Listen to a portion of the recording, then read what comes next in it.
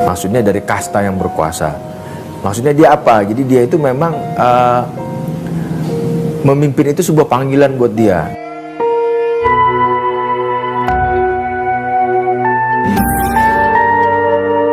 Sangsaka merah putih berkibar seiring kumandang kemerdekaan bangsa Indonesia.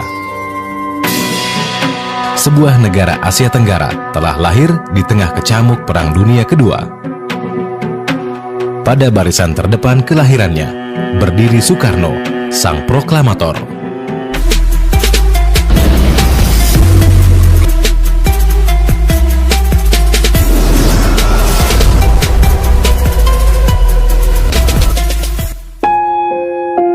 Soekarno lahir dengan nama Kusno Sosrodihardjo pada 6 Juni 1901 di Surabaya.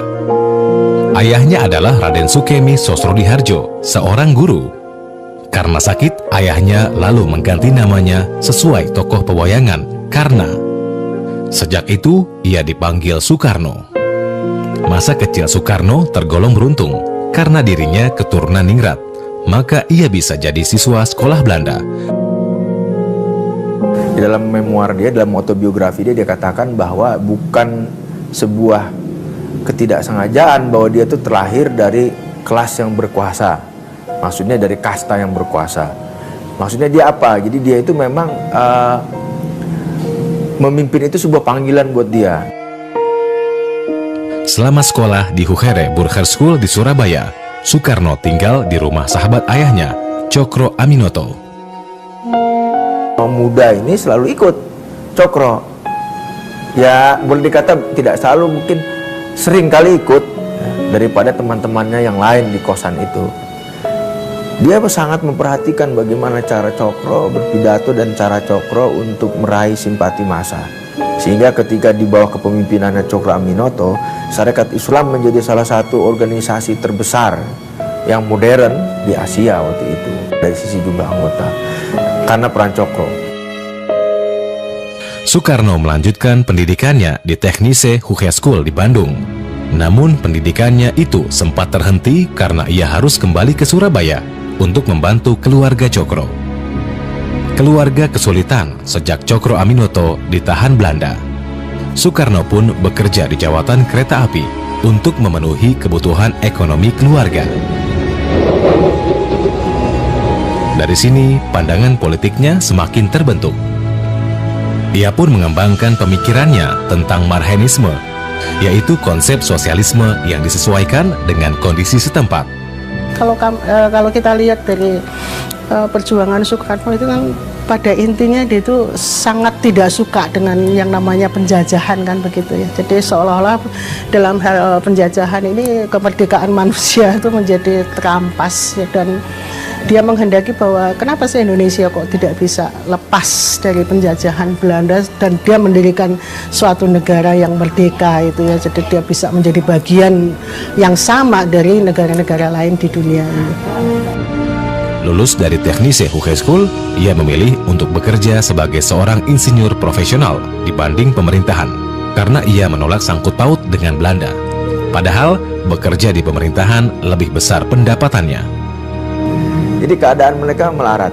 Melarat itu dalam artian bukan karena dia bodoh, dia nggak mau, nggak. Tapi pilihan yang dia sadarin betul bahwa dia nggak mau jadi kaki tangan pemerintah Belanda dan dia menolak untuk jadi pegawai negeri, pegawai government Belanda, dan dengan begitu dia harus tanggung resikonya lapar, dan dia ambil itu. Sementara kegiatan politiknya di Partai Nasional Indonesia (PNI) terus ia jalani sampai akhirnya Soekarno ditangkap. Dalam sidang pengadilannya, Soekarno membacakan pembelaannya berjudul Indonesia Menggugat.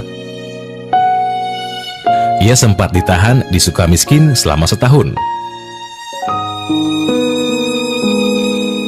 Setelah bebas, tak lama ia kembali ditahan untuk dibuang ke bagian timur Indonesia. Soekarno dibuang ke Pulau Flores selama 5 tahun. Tak cukup diasingkan di sana, ia dibuang ke Bengkulu. Soekarno bersama keluarganya tinggal di Bengkulu selama 4 tahun.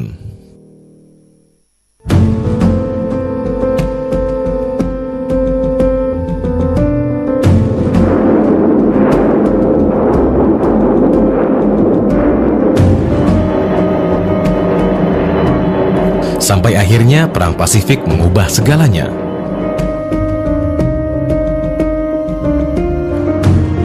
Belanda menyerah kepada Jepang. Jepang pun menduduki wilayah Indonesia.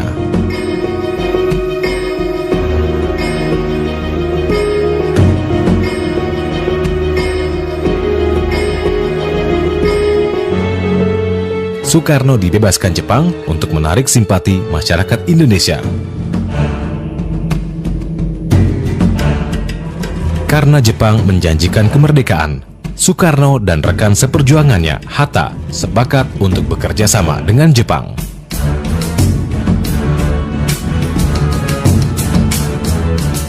Persiapan menuju kemerdekaan pun mulai berjalan.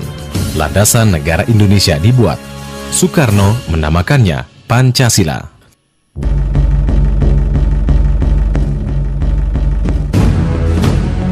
Tapi jalan menuju kemerdekaan tak semulus yang diharapkan. Sekutu mengalahkan Jepang dengan menjatuhkan bom atom di Hiroshima dan Nagasaki. Jepang menyerah kepada sekutu. Soekarno dan Hatta akhirnya mempercepat proses kemerdekaan dengan dorongan dari kalangan pemuda. Proklamasi kemerdekaan dibacakan Soekarno 17 Agustus 1945. Proklamasi. Kami, bangsa Indonesia, dengan ini menyatakan kemerdekaan Indonesia. Hal-hal yang mengenai pemindahan kekuasaan dan lain-lain diselenggarakan dengan cara saksama dan dalam tempo yang sesingkat-singkatnya. Jakarta, 17 Agustus 1945, atas nama bangsa Indonesia, Soekarno, Hatta.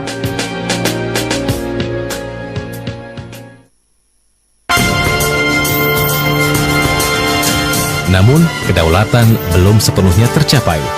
Belanda masih berupaya menduduki kembali bekas jajahannya. Belanda 2 kali melancarkan agresi militer. Bangsa Indonesia pun melawan. Soekarno kembali ditahan dan diasingkan. Sampai akhirnya PBB memerintahkan Belanda untuk membuka perundingan kembali dengan Indonesia.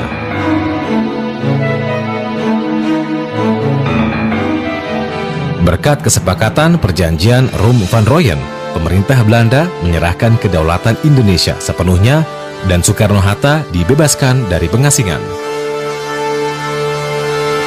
Soekarno disumpah menjadi Presiden Republik Indonesia Serikat. Sebelum akhirnya kembali ke Jakarta, keluarga pun menyambut kedatangannya.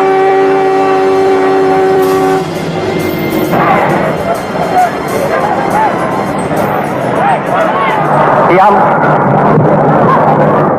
Diam. Saudara-saudara sekalian, alhamdulillah saya ucapkan di hari Allah Subhanahu wa taala. Ini hari aku telah menginjak lagi bumi Jakarta. Sudah hampir 4 tahun lamanya saya tidak bersuara. 4 kali 365 hari saya berpisah dengan rakyat Jakarta, laksana rasanya seperti berpisah 40 tahun, saudara-saudara. Kepada pegawai, Soekarno jasa terbesarnya adalah berhasil membangun fondasi kebangsaan Republik Indonesia yang tidak berdasarkan ras tertentu, yang tidak berdasarkan etnis tertentu, tapi dia kepada modern nationalism, artinya semua orang dari ras apapun, dari etnis apapun, dari manapun adalah orang Indonesia selama dia memang menyatakan diri sebagai orang Indonesia dan punya kesetiaan terhadap negara dan bangsanya.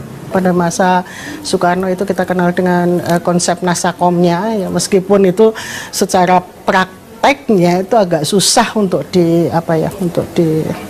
diaplikasikan begitu ya, tetapi toh dia tetap berjuang supaya yang namanya nasionalisme, agama dan komunis ini menjadi satu kesatuan yang bisa mewujudkan persatuan Indonesia begitu. Yang mungkin ini agak jarang dimiliki oleh tokoh-tokoh dunia yang lain, tetapi Soekarno memiliki kekhasan untuk itu gitu.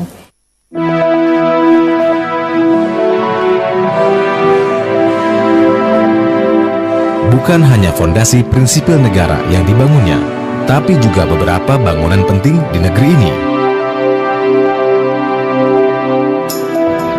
Salah satunya adalah Monas. Dalam sebuah pidato dia di tahun 66, juga ya ada di tahun 66, dia pernah dikritik oleh wartawan bahwa katanya Soekarno ini kerjaannya cuma bikin monumen, patung. Nah, dalam sebuah pidatonya dia mengatakan bahwa monumen itu adalah celana bagi bangsa yang sedang berevolusi.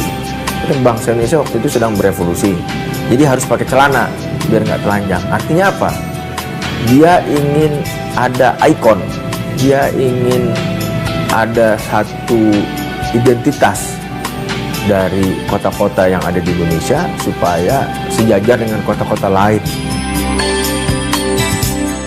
Kalau kami melihat bahwa sebetulnya ada keinginan Soekarno untuk menunjukkan bahwa bangsa Indonesia itu adalah bangsa yang besar gitu ya. Jadi dia ingin menunjukkan itu melalui monumen-monumen yang megah gitu ya, sehingga Indonesia ini dikenal oleh seluruh bangsa-bangsa yang ada gitu ya, supaya dia juga ingin mengatakan bahwa ya inilah Indonesia, bahwa kami juga punya proud, punya kebanggaan gitu, dan kita juga sanggup untuk membuat sesuatu yang kemudian di negara lain tidak ada. Saya pernah ya mengadakan satu diskusi interaktif gitu dengan mengumpulkan dari 5 sekolah gitu. Jadi saya melakukan interaksi dengan anak-anak itu. Mereka itu kita minta untuk mencari tokoh pahlawan yang mereka kagumin. Dan yang menarik adalah ketika di antara mereka itu justru memunculkan tokoh Soekarno gitu ya. Tetapi di sini yang menarik adalah bahwa ketika dia mengatakan bahwa dia mengagumi Soekarno, itu mengatakan bahwa kalau Soekarno tidak ada, Indonesia ini tidak akan merdeka dan kita tidak akan pernah menjadi seperti ini. Itu yang kemudian membuat saya, oh ternyata anak-anak ini memang betul-betul di dalam memandang seorang tokoh itu hal yang positif yang justru mereka ambil. Soekarno dilahirkan dari keluarga yang terpandang. Di hidup dia, kalau dia mau, kalau dia mau memilih, dia bisa hidup enak. Tapi itu tidak dia lakukan.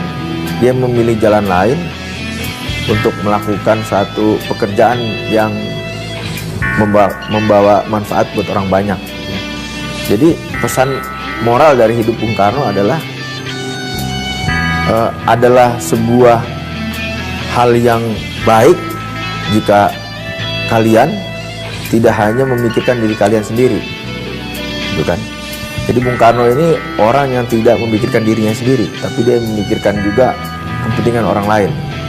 Dan itu yang sekarang sepertinya mulai luntur di kita, bahwa setiap orang sekarang memikirkan dirinya sendiri. Soekarno itu menurut saya dia adalah sosok yang adil ya, bijaksana, terus mempunyai jiwa pemimpin yang sangat hebat. Terus dia juga peduli terhadap rakyatnya. Bangga pernah punya Indonesia punya presiden gitu. Bangga sih. Kamu mau meneruskan seperti dia, menjadi kayak dia? Ingin, tapi saya masih jadi pelajar kan, jadi saya mungkin nerusin tugas saya dulu, kewajiban dulu sebagai seorang pelajar.